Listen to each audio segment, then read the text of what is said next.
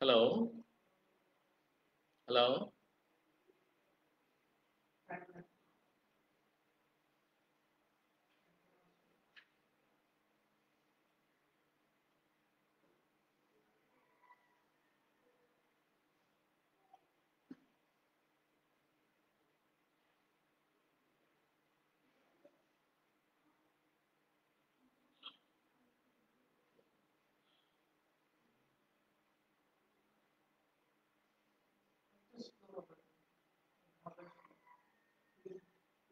ঠিক আছে আপনার।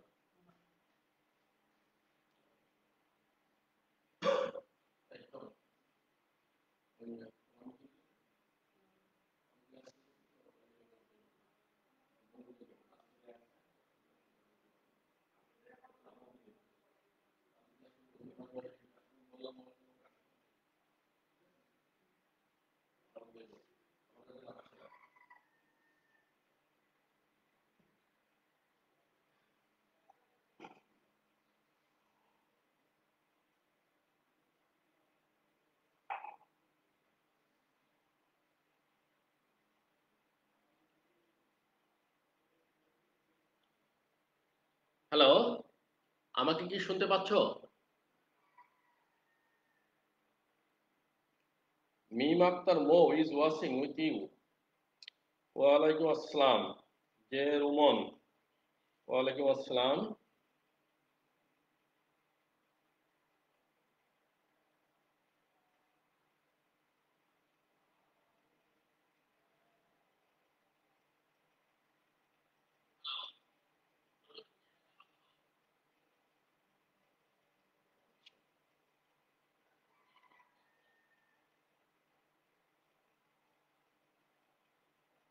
ওয়ালাইকুম। তো আমার মনে হয় অনেকে আমাকে দেখতে পাচ্ছ বা শুনতে পাচ্ছ। তো আজকে আমাদের ক্লাসটি আমরা শুরু করি। ঈদের পরে আমাদের প্রথম ক্লাস, অনার্স সেকেন্ড ইয়ারের ক্লাস আমরা করছি। সেটি হলো জ্যামিতিক আলোক বিজ্ঞানের geometrical and optical physics, physical optics এর যে ক্লাসটি সেটি আমরা এখন শুরু করব। তো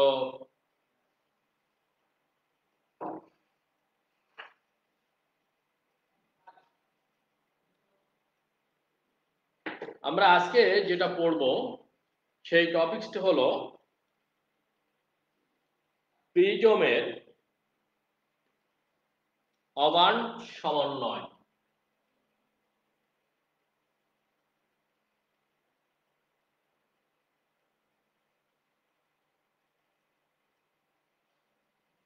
সমন্বয় বা সমবায়, যাই বলি না কেন এটা বলা যেতে পারে। প্রিজমের অবার্ন সমন্বয়, আজকের টপিকসের নাম হলো প্রিজমের অবার্ন সমন্বয়। আর তার আগে বলে নেই, তোমরা আমাকে সবাই চিনো, তারপরেও অন্য কেউ যদি এটি দেখে থাকে তো তাদের উদ্দেশ্যে আমার পরিচয়টি বলা। আমি প্রফেসর মোহাম্মদ আব্দুল সাত্তার, বিভাগীয় প্রধান পদার্থবিজ্ঞান বিভাগ, কুষ্টিয়া সরকারি কলেজ। এটা আমার পরিচয়। এবং আজকে আমরা যে টপিকসটা পড়ছি জিওমেট্রিক্যাল অ্যান্ড ফিজিক্যাল অপটিক্স এর উপরে লেকচার দেব এবং তার শিরোনাম হলো প্রিজমের অবার্ন সমন্বয়। প্রিজমের অবার্ন সমন্বয়, এই যে আমরা কথাটি বলছি, এখন অবার্ন সমন্বয় বলতে আমরা কি বুঝি বা কি বোঝানো হয়ে থাকে আর কি, সেটি আমাদের একটু জানা দরকার। তো তোমরা যদি আগের ক্লাসটি তোমাদের মনে থাকে, সেক্ষেত্রে আমাদের লাস্ট যে ইকুয়েশনটি ছিল যে সেটি হলো theta equal to omega delta, এরকম একটা ইকুয়েশন ছিল, নিশ্চয় মনে আছে। এগুলোর পরিচিতি আছে, তোমরা যদি ভুলে না যাও। এই থিটা যেটা আমরা বলছি এটি আসলে আমাদের কৌণিক বিস্মন, এটা হলো কৌণিক বিস্মন। এখানে ওমেগা যেটা আছে সেটা হলো বিস্মন ক্ষমতা,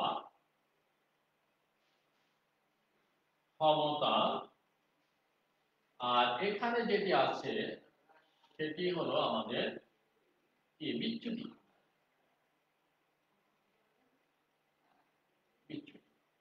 এই যে রাশিগুলির পরিচয় এবং তাদের মধ্যে সম্পর্ক এই পর্যন্ত গত ক্লাসে আমাদের ছিল। আজকে যে টপিকস আমি এখানে লিখেছি প্রিজমের অবার্ণ সমবায়। তো এই টপিকস যখন আমরা আলোচনা করেছিলাম তখন বলেছিলাম কোন প্রিজমের উপরে যদি যৌগিক আলো অর্থাৎ সাদা আলো এসে যদি পড়ে তো সেক্ষেত্রে সেটি হলো সেটি হলো বিচ্যুত হয়। আলোকরশ্মি যখন প্রিজমের উপর আপতিত হয়ে অপর প্রান্ত দিয়ে বের হয়ে যায়, নির্গত হয়, তখন সে বিচ্যুত হয়ে যায়, অর্থাৎ তার ডিরেকশন চেঞ্জ হয়ে যায়। শুধু তাই না, পাশাপাশি বিস্মরণ হয়ে যায়, সাদা আলোর ক্ষেত্রে বিস্মরণ হয়ে যায়। বিস্মরণ মানে সে তার মৌলিক আলো এই মৌলিক বর্ণে বিভক্ত হয়ে পড়ে, অর্থাৎ পেনি আ সহ কলা এইভাবে বিভক্ত হয়ে পড়ে। এই জিনিসটাকে আর বলছিল বিস্মরণ। এখন কথা হলো যে একটি প্রিজমে যখন আলোকরশ্মি এসে আপতিত হয়, এইভাবে একটা প্রিজম আলোকরশ্মি আপতিত হলো, এভাবে এভাবে চলে গেল, পাশাপাশি সে কি হয়ে যায়, পাশাপাশি সে এইভাবে তার মৌলিক বর্ণে বিভক্ত হয়ে পড়ে, বেনি আসহ কলা, অর্থাৎ 7টি বর্ণে বিভক্ত হবে, তোমরা এটি জানো। কিন্তু আমরা যদি এরকমটি চাই শুধুমাত্র প্রিজম কর্তৃক যে বিচ্যুতি হয় সেটিই লক্ষ্য করব, বিস্মরণ আমাদের প্রয়োজন নেই। আমরা বিচ্যুতির পরিমাপ করতে চাই মূল রশ্মিটি সাদা বর্ণের, তাহলে সেক্ষেত্রে আমরা এই যে বিচ্যুতি করতে যাই পাশাপাশি বিস্মরণ চলে আসছে, এই বিস্মরণটা যেন না থাকে, যেন না হয়, অর্থাৎ আমরা একটা আলোকরশ্মি যাবে অপর প্রান্তে এসে ও সেই আলোকরশ্মিটি কতটুকু বিচ্যুত হলো সেটাই পরিমাপ করব, তার বিস্মরণটি দেখতে চাই না বা ওটা আমাদের প্রয়োজন না। তো সেই ক্ষেত্রে আমরা যে পদ্ধতিতে এই বিস্মরণটাকে মুক্ত করতে পারি সেই যে পদ্ধতি, সেই পদ্ধতিতে প্রিজমের ক্ষেত্রে আমরা দুটো প্রিজম ব্যবহার করে এই বিস্মরণটাকে আমরা মিনিমাইজ করে দিই, শুধু বিচ্যুতিটা থাকে। অর্থাৎ তখন যে প্রিজমের সমবায় তখন তাকে আমরা বলছিল অবার্ণ সমবায়, অর্থাৎ বার্ন হবে না, অবার্ণ থাকবে, অর্থাৎ বিস্মরণটা থাকবে না, অর্থাৎ বেনি আসহ কলা আমরা এ পাশে দেখতে পারবো না বা দেখার প্রয়োজন নেই। এটি হলো আমাদের মূলত আজকের প্রিজমের অবার্ণ সমবায়ের মূল কথা, অর্থাৎ আমরা বিচ্যুতি চাই, বিস্মরণহীন বিচ্যুতি চাই, সেখানে কোনো বিচ্ছুরণ থাকে। তো সেটি প্রিজমের ক্ষেত্রে কিভাবে হয় এবং কোন শর্তে সেটা হতে পারে সেই শর্তই আমরা আজকে দেখতে যাচ্ছি। তো তার আগে যে বিষয়টি সেটা হলো আমি একটু জানতে চাচ্ছি যে তোমরা আসলে আমাকে দেখতে পাচ্ছ কিনা। কেউ যদি একজন এই মুহূর্তে একটু কমেন্টস করো যে আমাকে দেখতে পাচ্ছ এবং শোনা যাচ্ছে, তাহলে আমি আমার ক্লাসটি শুরু করতে পারি। যে কেউ একজন যদি এটা করো তাহলে আমার জন্য সেটা একটু সুবিধা হবে।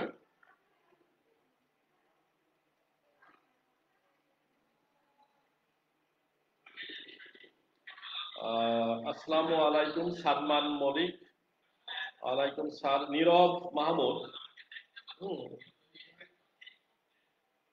কেউ একজন একটু কমেন্টস করো আমাকে যাতে আমি বুঝতে পারি তোমাদের কোনো সমস্যা হচ্ছে না। জি স্যার, দেখা শোনা অল ক্লিয়ার, থ্যাংক ইউ নীরব মাহমুদ। তাহলে এখন আমি আমার ক্লাসে চলে যাই। তাহলে একটি প্রিজমের অবার্ণতা সত্য কিভাবে আমরা নিরূপণ করব বা নির্ধারণ করব সেটা আমরা এখন একটু দেখে নিই।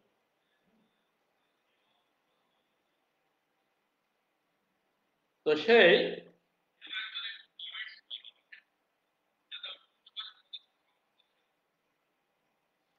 সেই অবার্ণতা সত্য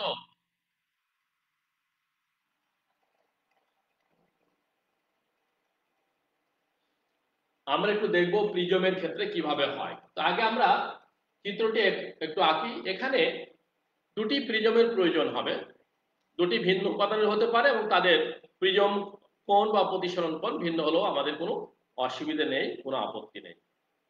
তো সেই দুটো প্রিজমকে এমন ভাবে আমরা সেট করব, একটি প্রিজম কোণের বিপরীত দিকে অপরটির প্রিজম কোণ থাকবে। অর্থাৎ আমরা যদি এভাবে ভাবি যে এইখানে এইরকম একটি প্রিজম আমরা নিয়ে নিলাম, যেটাকে আমরা বলতে পারি এ বি সি প্রিজম, তাহলে এটি হলো তার প্রিজম কোণ মনে করো। এখন আমরা আরেকটি প্রিজম এভাবে নিব, এই রকম ভাবে নিব আরেকটি প্রিজম, এভাবে নিয়ে নিচ্ছি এ বি সি ডি, এই পর্যায়ে নিচ্ছি। এটি হলো এর প্রিজম কোণকে আমরা বলছি হলো সে A1, এটা হলো প্রিজম কোণ দ্বিতীয় প্রিজমের, এটাকে আমরা বলছি হলো আমরা A2 বলছি। তাহলে এখানে দুটি প্রিজম, আমি যে কথা বলছিলাম, একটি একটি প্রিজমের প্রিজম কোণ এখানে আপওয়ার্ডস আছে, অপরটির প্রিজম কোণ ডাউনওয়ার্ডস আছে, অর্থাৎ বিপরীতধর্মী, অর্থাৎ ভিন্ন পদার্থের হতে পারে এবং তাদের প্রিজম কোণও ভিন্ন ভিন্ন হতে পারে। এই জন্য আমরা A1 এবং A2 দ্বারা সূচিত করছি। এখন মনে করো যে এই প্রিজমটির যে প্রতিসরাঙ্ক হবে, এটাকে আমরা μ1 বা মিউ ড্যাশ বলতে পারি, μ1, আর এটার ক্ষেত্রে হয়তো আমরা μ2 হিসাবে আমরা এরকম ভাবে আমরা বলতে পারি।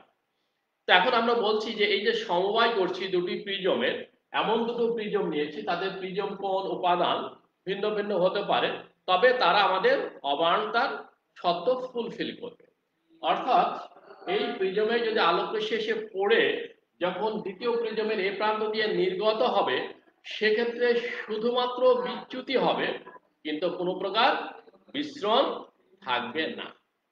এটাই হলো আমাদের মূল কথা, কোনো প্রকার বিস্মরণ থাকবে না, এটাই আমাদের আজকের চেষ্টা। তো তোমরা জানো যে এখানে একটা আলোক রশ্মি যদি আমি ফেলি, মনে করি একটা আলোক রশ্মি আমাদের পড়ছে, এটা হলো পি কিউ আলোক রশ্মি এসে পড়ছে, এবং তোমরা এটি জানো যদি এই প্রিজম দ্বয় না থাকতো তা আলোক রশ্মিটি কিন্তু কিছু হতো, তার সোজা পথে সে চলে যেতে পারতো। কিন্তু যেহেতু প্রিজম আছে, মাধ্যম চেঞ্জ করছে, তালির সাথে অবস্থানের পরিবর্তন অর্থাৎ দিক পরিবর্তন করবে।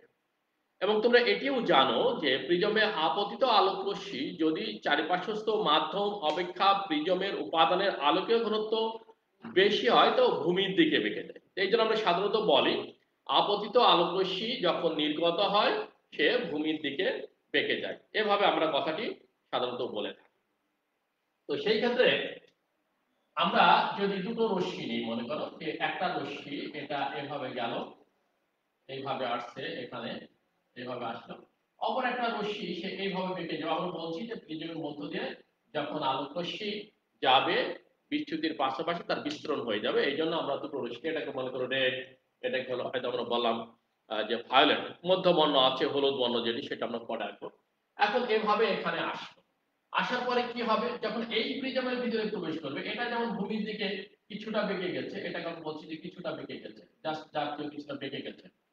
এখন কথা হলো যে ভূমির দিকে বেঁকেছে, যখন এই প্রিজমে প্রবেশ করবে তাহলে এই প্রিজমের ভূমির দিকে বেঁকে যাবে।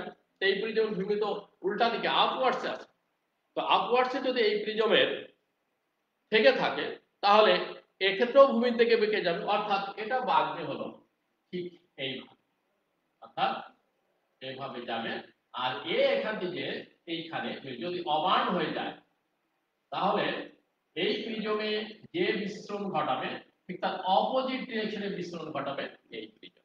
যেহেতু আমরা বলছি এই দুটো প্রিজম নিয়েই আমরা বিচ্ছুরণহীন বিচ্যুতি পেতে চাই, অর্থাৎ অবার্ণের শর্ত পূরণ করতে চাই, তো সেক্ষেত্রে আমরা এই দুটো আলোক রশ্মি এখানে যে মিলিত হয়ে যাবে, এইভাবে মিলিত হয়। মধ্যবর্ণটা আমরা ডট ডট করে দেখাতে পারি, কেউ এখানে যে মিলিত হয়ে যাবে, এইভাবে দুটো রশ্মি মিলিত হবে। হওয়ার পরে সে মনে করো একত্রিত অবস্থায় এখান থেকে এই ডিরেকশনে, অর্থাৎ পি কিউ আর এস ডিরেকশনে প্রতিসরিত বা নির্গত হয়ে চলে যাবে। অর্থাৎ যে আলোক রশ্মিটি পি কিউ এই ডিরেকশনে যাওয়ার কথা ছিল, সোজা এই ডিরেকশনে, সে কিন্তু এখান থেকে ঢুকে এই প্রিজমের ভিতর দিয়ে দুটো অংশে ভাগ হয়ে গেল, এই প্রিজমে যখন প্রবেশ করলো এই দুটো অংশ যে আবার এখানে মিলিত হয়ে ঠিক আরএস বরাবর সে নির্গত হয়ে চলে যায়। তাহলে এখানে আমরা কি দেখতে পাচ্ছি? এখানে দেখতে পাচ্ছি যে প্রথম প্রিজম কর্তৃক যে বিস্ফোরণ হলো, দ্বিতীয় প্রিজম সেই বিস্ফোরণকে কি করলো? মিনিমাইজ করে দিল, অর্থাৎ বিস্ফোরণ ঠেকিয়ে দিল, কোনো বিস্ফোরণ আর আলটিমেট থাকলো না। লব্ধি বিস্ফোরণ কি হলো? লব্ধি বিস্ফোরণ শূন্য হয়ে গেল। তো এই যে সমবায়, এটাকে আমরা বলছি হলো বিস্ফোরণহীন বিচ্যুতি প্রিজমের ক্ষেত্রে, বা প্রিজমের অবান সমবায় হিসাবে তাকে আমরা অভিহিত করছি। এখন এই ক্ষেত্রে কি গাণিতিক এক্সপ্রেশন আমরা পাবো যে সেই শর্ত পূরণ করবে যে ক্ষেত্রে কোনো বিস্ফোরণ হচ্ছে না? তো আমরা এই ক্ষেত্রে বেশ কয়েকভাবে এই বিস্ফোরণহীন বিচ্যুতির শর্ত প্রতিপাদন করতে পারি। আমরা যেটা জানি, আমরা সবাই জানি থিটা ইকুয়াল টু কি? Delta V minus delta.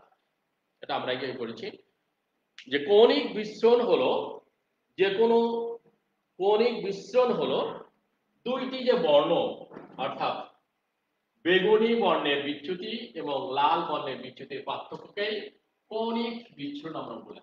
তাহলে আমরা যদি মনে করি যে প্রথম প্রিজমের ক্ষেত্রে কৌণিক বিস্ফোরণ থিটা 1, তাহলে আমরা বলবো যে এক্ষেত্রে প্রথমটার ক্ষেত্রে ডেল্টা 1 ভি, অর্থাৎ আমরা ডেল্টা ভি ডেল্টা আর রেখে দিই, ডেল্টা ভি ডেল্টা আর হিসেবে আমরা এই ক্ষেত্রে রেখে দিই। এখন তোমরা যেটা জানো যে এই যে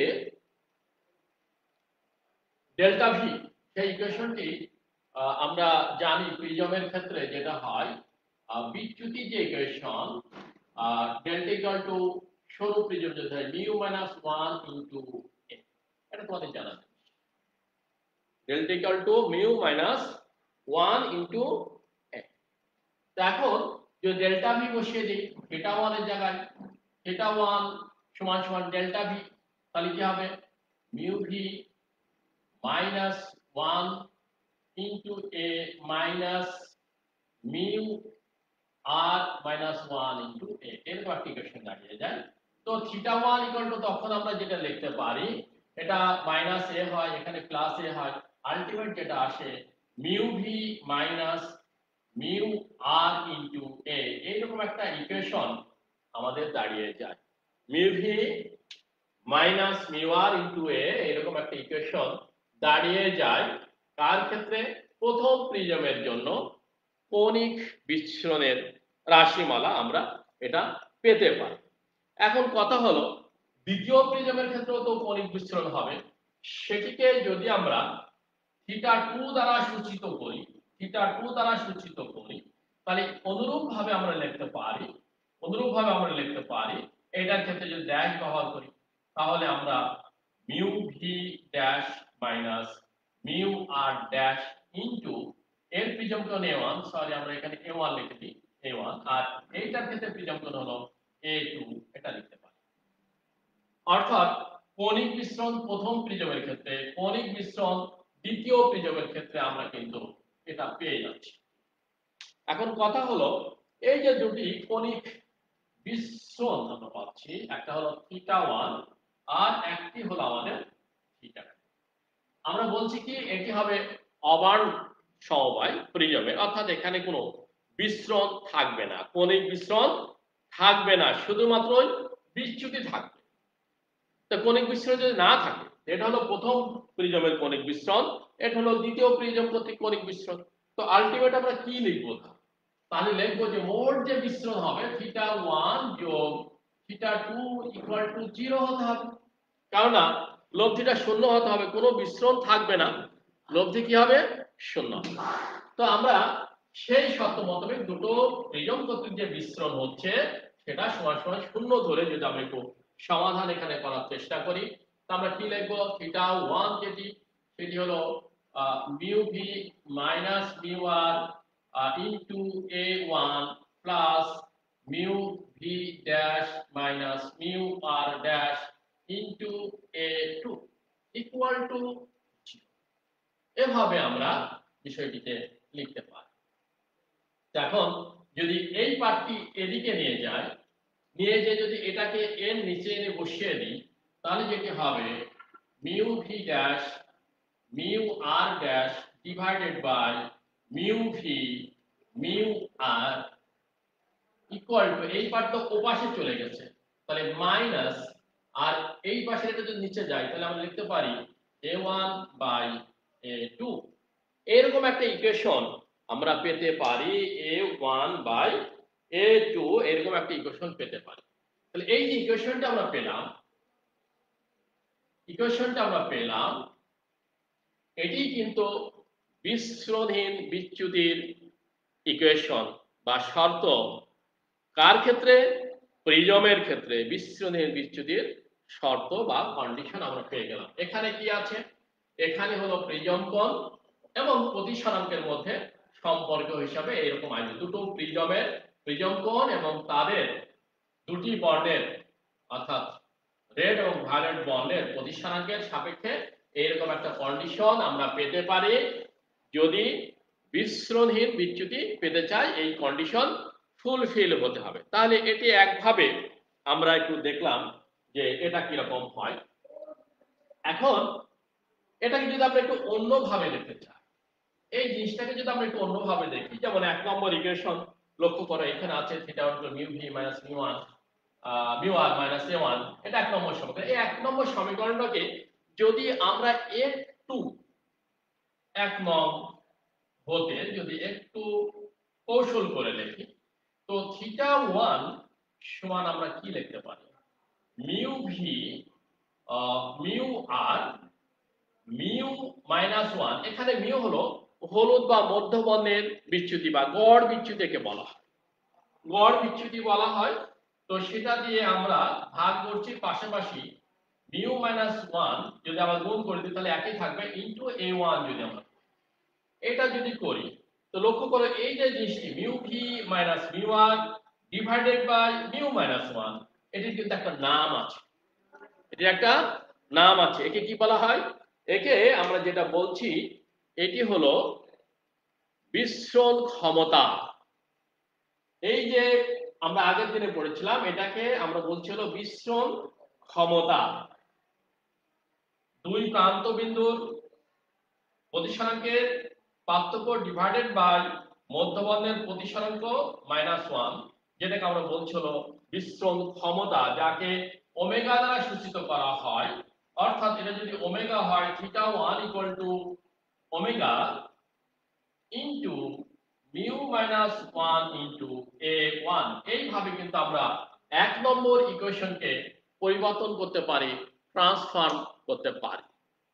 তাহলে এই যে একটা ইকুয়েশন পেয়ে গেলাম 1 থেকে, অনুরূপভাবে 2 নম্বর সমীকরণ থেকেও কিন্তু আমরা লিখতে পারি। θ2 যদি লিখি সেক্ষেত্রেও কিন্তু এরকম আসবে mu V dash mu R dash by mu minus 1 into mu minus 1 a2 equal to, তাহলে এই যে বিস্মরণ ক্ষমতা, এটাকে যদি ওমেগা প্রাইম বা ড্যাশ বলি, তো সেক্ষেত্রে মিউ মাইনাস 1 ইনটু a2 এরকম একটা ফরম্যাটে এসে যাবে, এখন কথা হলো, এখন আমরা চলে আসলাম বিস্মরণ ক্ষমতার মাধ্যমে। এখন যদি এই ক্ষেত্রে আবার হিসাবটি করি যে মোট বিস্মরণ তো শূন্য, মোট বিস্মরণ হলো শূন্য, মোট বিস্মরণ যদি শূন্য হয় তাহলে এই ক্ষেত্রে আমরা θ1 যোগ θ2 ইকুয়াল টু 0 লিখবো, জাস্ট আগে। ও এখানে একটা মাইনাস আছে এই জন্যই যে এদের প্রিজম কোণ পরস্পর বিপরীত দিকে অবস্থান করছে বা প্রতিসরণ কোণ পরস্পর বিপরীত দিকে অতিক্রম করছে, সে কারণেই এই মাইনাস চিহ্নটি আসতেছে আর কি। তো এখন যদি আমরা এই দুটো আবার এখানে ব্যবহার করে ফেলি তাহলে কি আসবে? θ1 যদি আমরা বলি omega mu minus 1 into a1 plus omega prime mu,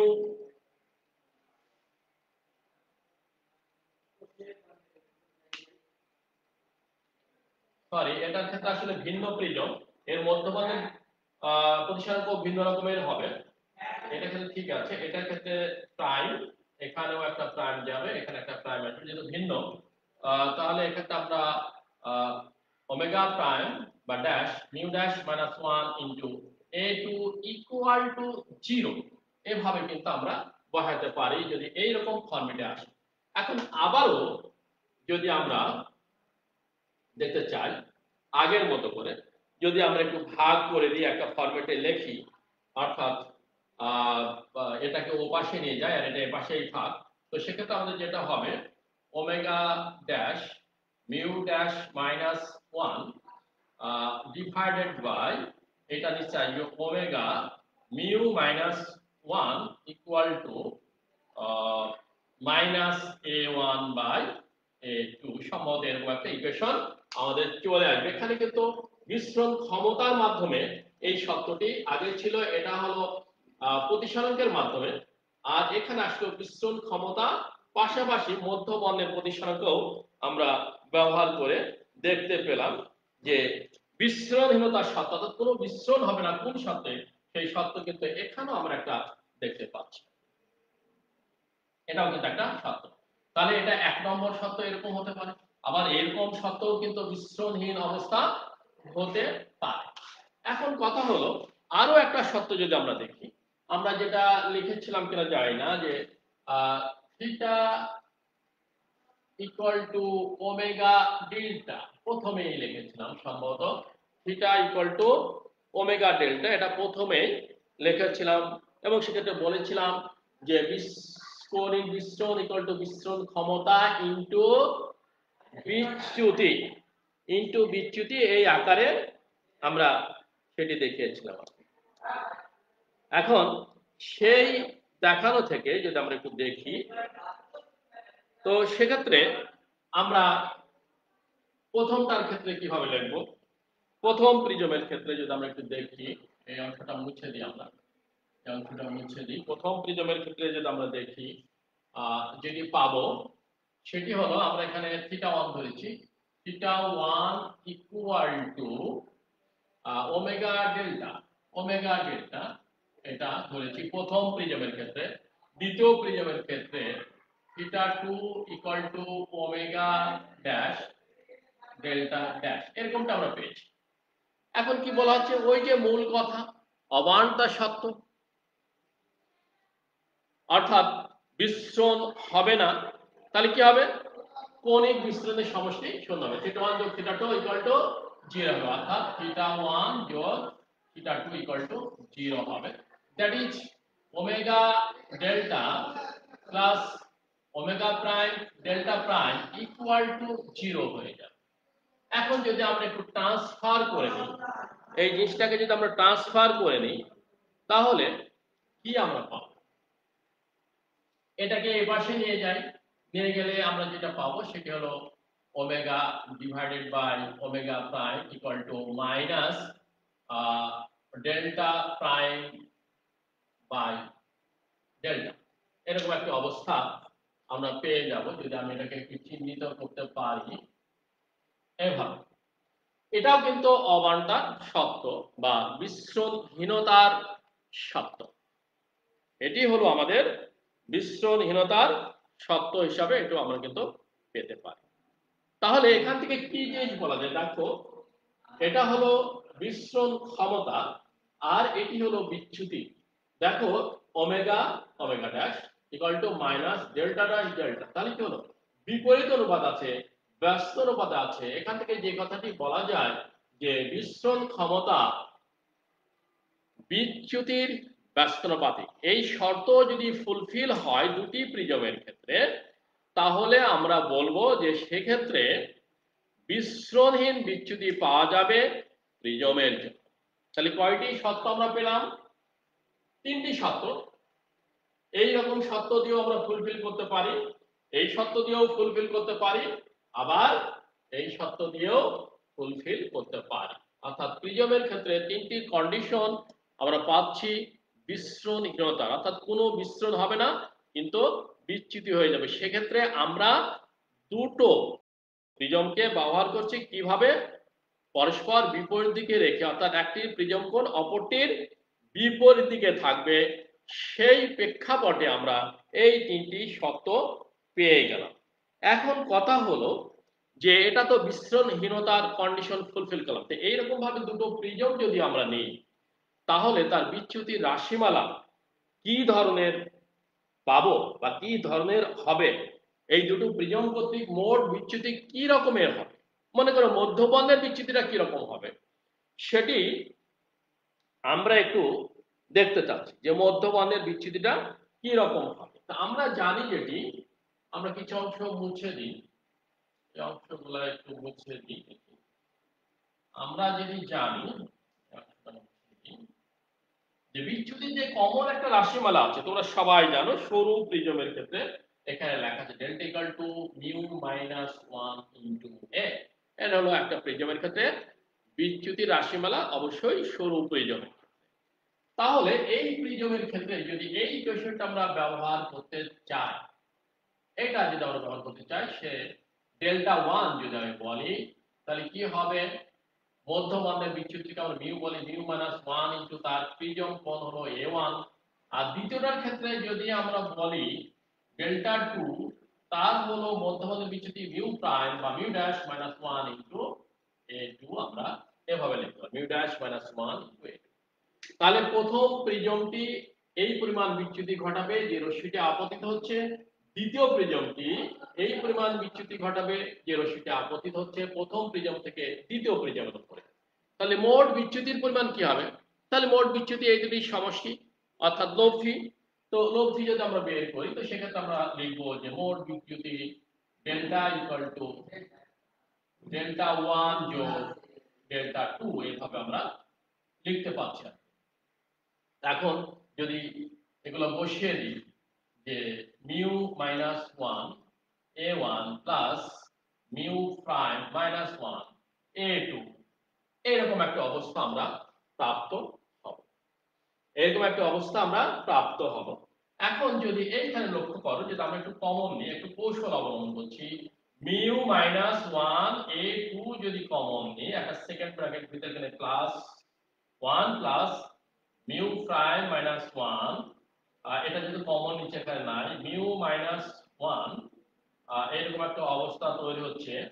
আর যেহেতু আমি এখানে a1 কমন যাবে, a1 কমন যাবে, a1 কমন যাবে, তো যেহেতু এখানে a1 নেই, তাহলে উপরে একটা a1 হবে, তাহলে আর একটু তো আছেই, সরি উপরে না নিচে একটা a1 হবে, a2 বাই a1, এইরকম একটা ফরম্যাট আমরা পেয়ে যাবো। Mu minus 1 into a1, mu minus 1 into a1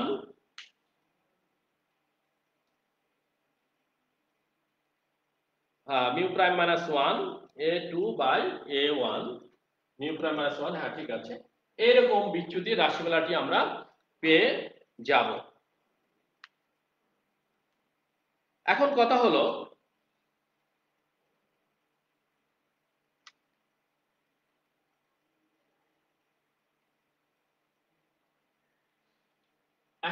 হলো যে আমরা একটা ইকুয়েশন এখানে কোথাও দেখেছি, এই যে ইকুয়েশনটি যদি এটা আমরা দেখি, বিচ্ছুরণহীনতার শর্ত মাইনাস a1 বাই a2, যদি এখানে আসি, এটা কি, এটা mu v mu dash mu minus 1 mu minus 1, right, এটা এইখানে যদি আমরা আসি, তাহলে এখান থেকে আমরা কি পেতে পারি, এখান থেকে যদি একটু আমরা কাজ করি a2 বাই a1 যদি আমরা আসতে চাই, এটা তাহলে আমরা লিখি মিউ প্রাইম 1 মিউ মাইনাস 1, এটা গুণ রাখলাম, এটাকে এই পাশে নিয়ে আসি, তো a2 বাই a1 ঘুরে গেল সমান সমান, এখানে থাকলো ওমেগা প্রাইম, ওমেগা এর পাশে থাকছে, যে তারা যদি এখন এ পাশে চলে যায়, তাহলে মাইনাস ওমেগা ওমেগা প্রাইম, এরকম একটা অবস্থা চলে আসে। অর্থাৎ এই যে জিনিসটি mu prime minus 1 mu minus 1 a2 by a1 equal to minus omega by omega prime. লক্ষ্য করো